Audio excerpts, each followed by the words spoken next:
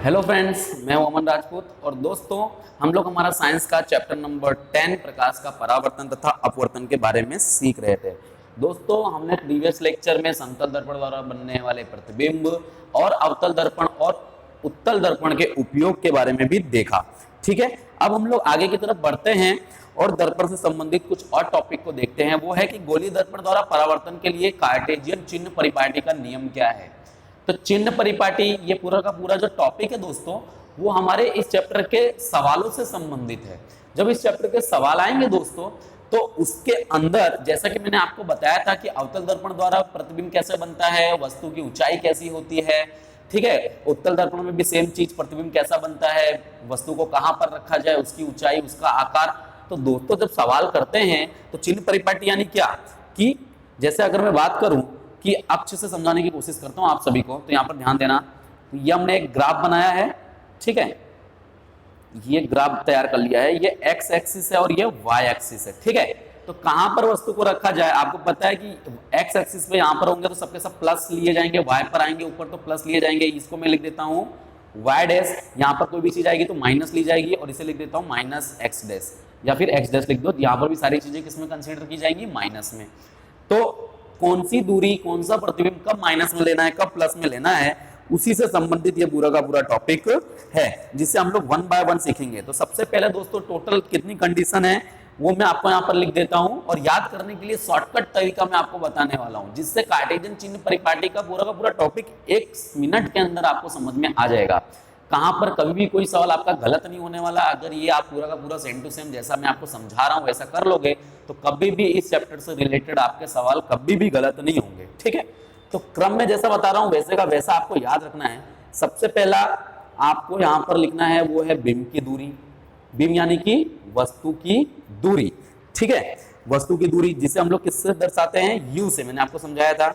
फिर second number पर आपको लिखना है कि वास्तविक प्रतिबिंब की दूरी। कैसे प्रतिबिंब की दूरी, वास्तविक प्रतिबिंब की दूरी, क्लियर, वास्तविक प्रतिबिंब की दूरी। फिर हम लोग बात करें तीसरा टॉपिक, वो है आभासी प्रतिबिंब की दूरी। किसकी, आभासी प्रतिबिंब की दूरी, आभासी प्रतिबिंब की दूरी, क्लियर। टॉपिक नंबर 4 है हमारा, वो है फोकस दूरी। क्या है, फोकस दूरी। तो देखो ये आपको याद भी नहीं रखना पड़ेगा, स्टार्टिंग के जो 4 है वो दूरी से संबंधित है। देखो बिंब की दूरी, वास्तविक प्रतिबिंब की दूरी, आभासी प्रतिबिंब की दूरी और फोकस दूरी, 4 हो गए। अब इसके अलावा 3 और हैं, वो किससे संबंधित है, वो हाइट से संबंधित है। तो यहां पर लिखेंगे सबसे पहले बिंब की ऊंचाई। क्या लिखेंगे, बिंब की ऊंचाई यानी कि वस्तु की ऊंचाई, जिसे हम लोग क्या दर्शाते हैं, एच से। किससे, एच से। छठा है जो इससे संबंधित है, यानी कि वास्तविक तथा उल्टे प्रतिबिंब की ऊंचाई। वास्तविक के साथ कैसा प्रतिबिंब बनता है, हमेशा वास्तविक और उल्टा, मैंने आपको सिखाया था, आभासी और सीधा होता है, वास्तविक और उल्टा होता है। तो वास्तविक तथा उल्टे प्रतिबिंब की ऊंचाई, प्रतिबिंब की ऊंचाई, प्रतिबिंब की ऊंचाई को दर्शाएंगे एच डैश से, ठीक है। सातवां आ गया कि आभासी तथा सीधे प्रतिबिंब की ऊंचाई, आभासी तथा सीधे प्रतिबिंब की ऊंचाई, ये भी प्रतिबिंब की ऊंचाई है तो इसे भी एच डैश से दर्शा देते हैं, क्लियर। तो ये 7 यहां पर कंडीशंस हैं, टोटल कितने हैं, 7। तो ये सातों चीजें सवाल में रिलेटेड है, सातों सवालों से जुड़ी हुई हैं कि कब कहां पर अवतल दर्पण के लिए सवाल दिया गया है कि उत्तल दर्पण के लिए। तो अवतल दर्पण में बिंब की दूरी प्लस ले या माइनस ले, उत्तल दर्पण में प्लस ले या माइनस ले, ये सारी चीजें। तो निशानी का पूरा कॉन्सेप्ट है, एक ही झटके में मैं आपको समझा देता हूं। बस ये सातों घटनाओं को आपको लाइन टू लाइन याद रखना है, जिसमें 4 दूरी से संबंधित है, फिर बाकी के 3 ऊंचाई से संबंधित है, क्लियर है, समझ में आ गया। तो अब मैं बात कर रहा हूं निशानी की। तो निशानी के अंदर सिंपल मैं आपको ट्रिक बता रहा हूं, सबसे पहले अवतल दर्पण के लिए, फिर उत्तल दर्पण के लिए, ठीक है। निशानी को मैं समझाऊं उसके पहले एक चीज मैं आपको याद दिला देना चाहता हूं, वो क्या है कि अवतल दर्पण द्वारा प्रतिबिंब हमेशा कैसा बनता है दोस्तों। उत्तल दर्पण द्वारा हमने बात की थी कि अगर दर्पण के पीछे की तरफ बनता है तो आभासी और सीधा, ठीक है, और अगर हम लोग दर्पण के आगे की तरफ बने तो क्या बोलते हैं उसे, वास्तविक और उल्टा, ठीक है। तो तो अब हम लोग बात करते हैं यहाँ पर, तो उत्तल दर्पण के द्वारा हमेशा कैसा प्रतिबिंब बनता था? आभासी, क्योंकि हम लोग हर बार काल्पनिक दो ही प्रतिबिंब बनते थे, दो ही कंडीशन थी जिससे हम लोग दर्पण के पीछे की तरफ खींचते थे काल्पनिक रेखा और उसका प्रतिबिंब तैयार होता था। यानी ये चीज फिक्स है कि उत्तल दर्पण के द्वारा हमेशा आभासी प्रतिबिंब बनता था और सीधा प्रतिबिंब। ठीक है, तो इसके अंदर जब भी वास्तविक प्रतिबिंब की बात की जाएगी तो क्या वास्तविक प्रतिबिंब उत्तल दर्पण में लागू पड़ता है? नहीं पड़ता है। तो यहाँ पर हम लोग डैश कर देंगे, यानी लिख देता हूं कि लागू नहीं पड़ता है, यानी कोई भी निशानी लागू नहीं पड़ती है वास्तविक प्रतिबिंब किसके लिए?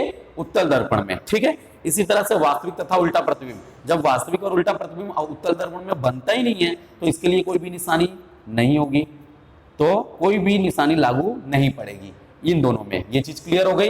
क्यों? क्योंकि उत्तल दर्पण के द्वारा हमेशा आभासी प्रतिबिंब बनता है और ये वास्तविक के दोनों टॉपिक है, इसलिए इनमें कोई भी निशानी लागू पड़ेगी नहीं, तो हमने लिख दिया लागू नहीं है। क्लियर हो गया। अब मैं आपको ट्रिक बताता हूं याद करने के लिए कि अवतल दर्पण के अंदर कैसे याद रखना है। तो देखो दोस्तों, बीम की दूरी कैसी? माइनस, ये भी माइनस, फिर उसके बाद plus minus, plus minus, plus minus और लास्ट वाला प्लस। सिंपल, समझ में आ गया कि अवतल दर्पण में बीम की दूरी माइनस, वास्तविक प्रतिबिंब की दूरी माइनस, आभासी प्रतिबिंब हो तो प्लस, फोकस दूरी माइनस, बीम की ऊंचाई प्लस, वास्तविक और उल्टा प्रतिबिंब हो तो माइनस, आभासी और सीधा प्रतिबिंब हो तो प्लस में उसकी वैल्यू लेनी है। याद रखना है, minus minus plus, minus plus, minus plus. Simple हो गया एकदम, हाँ या ना? तो अगर आपको फोकस दूरी अवतल दर्पण में फोकस दूरी की वैल्यू दी है 5, तो आप क्या लिखोगे? -5, क्योंकि अवतल दर्पण में कैसी वैल्यू लेनी है हमें? फोकस दूरी कैसी होती है? माइनस में होती है, इसलिए।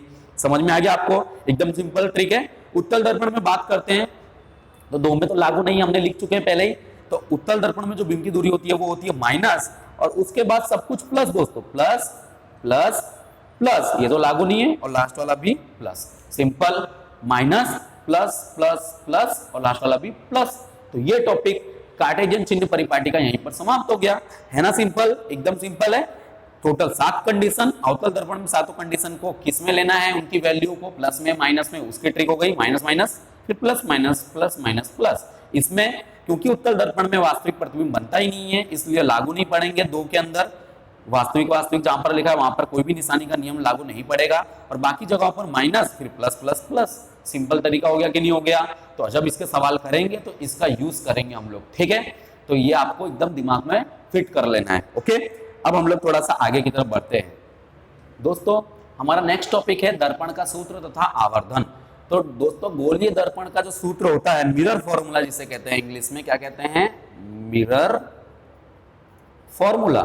वो क्या होता है उसे समझते हैं। तो दोस्तों, पहले की जो किताब थी हमारी उसके अंदर ये पूरा फॉर्मूला प्रूफ किया जाता था, बट अब जब से हमारा एनसीईआरटी सिलेबस आया है दोस्तों, उसके अंदर डायरेक्ट फॉर्मूला दे दिया गया है और उसकी सहायता से हमें सिर्फ सवालों की गणना करनी है। तो ये हमारे लिए एक अच्छा काम हुआ है कि अब हमें फॉर्मूला प्रूफ करना पड़ेगा नहीं। तो इसका फॉर्मूला क्या होता है मैं आपको डायरेक्ट बता देता हूं, यहाँ पर लिख देता हूं दर्पण सूत्र। तो दर्पण सूत्र क्या होता है मैं आपको यहाँ पर लिख के बता देता हूँ। वो होता है कि 1/u plus 1/v is equal to 1/f। दोस्तों, ये फॉर्मूला कहलाता है दर्पण का सूत्र, मिरर फॉर्मूला जिसे कहते हैं। 1/u plus 1/v is equal to 1/f। तो दोस्तों, तीन चीजें यहां पर आपको दिख रही होंगी। u यानी यहां पर क्या है? u यानी है वस्तु दूरी। क्या है? वस्तु की दूरी, ठीक है, उसे कहते हैं u। v क्या है दोस्तों? वो है प्रतिबिंब की दूरी। दर्पण से प्रतिबिंब की दूरी कहलाएगी प्रतिबिंब दूरी, जिसे v से दर्शाया जाता है। और स्मॉल f तो आप जानते ही होंगे, जिसे हम लोग जानते हैं फोकस दूरी के नाम से, ठीक है? तो ये तीनों से संबंधित फॉर्मूला होता है दर्पण का।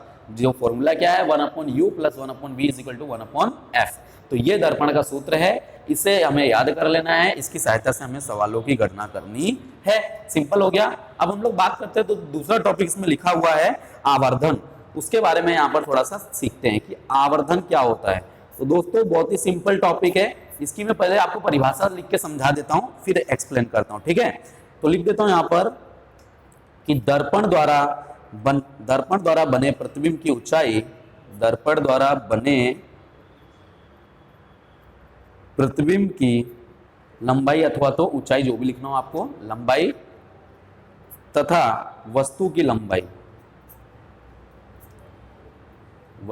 लंबाई के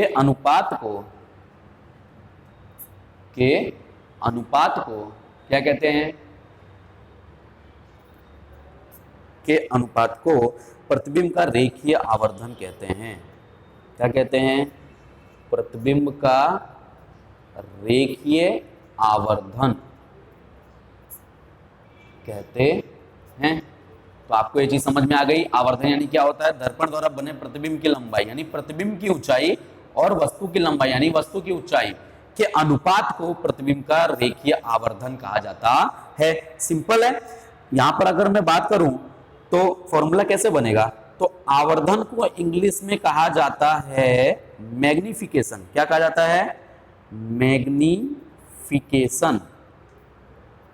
ठीक है, मैग्निफिकेशन के नाम से आवर्धन को जाना जाता है। ठीक है, इसलिए इसको m से दर्शाया जाता है। आवर्धन की जगह क्या लिखा जाता है, m लिखा जाता है। ठीक है, फॉर्मूला क्या बनेगा, तो दोस्तों प्रतिबिंब की लंबाई को मान लेते हैं हम लोग यहां पर कि जो प्रतिबिंब की लंबाई है, प्रतिबिंब की लंबाई, उसके लिए मैं यहां पर लिख रहा हूं I। क्या लिख रहा हूं, I। और जो वस्तु की लंबाई है, वस्तु की लंबाई, उसके लिए मैं लिख रहा हूं O। तो फॉर्मूला क्या बन गया दोस्तों, इन दोनों का अनुपात। क्या बोला गया हमें, अनुपात कहा गया है ना। तो मैग्निफिकेशन यानी आवर्धन के लिए लिखेंगे m, m is equal to formula बन गया I बट्टे में O। सिंपल फॉर्मूला तैयार हो गया, किसका, आवर्धन का। ठीक है, I यानी क्या है, प्रतिबिंब की लंबाई, O यानी क्या है, वस्तु की लंबाई, उनका अनुपात यानी क्या कहलाएगा, आवर्धन। समझ में आ गया, तो ये फॉर्मूला तैयार हो गया। और I को ही हम लोग एक और फॉर्मूला बना सकते हैं कि प्रतिबिंब के जैसे हमने लंबाई ऊंचाई लिया, इसी तरह से दूरी के रूप में भी कंसीडर कर सकते हैं। तो प्रतिबिंब की लंबाई की जगह अगर मैं प्रतिबिंब की दूरी लूं तो फॉर्मूला बनेगा v, और वस्तु की अगर दूरी लूं तो फॉर्मूला बनेगा u। तो ये भी एक फॉर्मूला बन गया इसी के बराबर, m is equal to I upon O is equal to v upon u।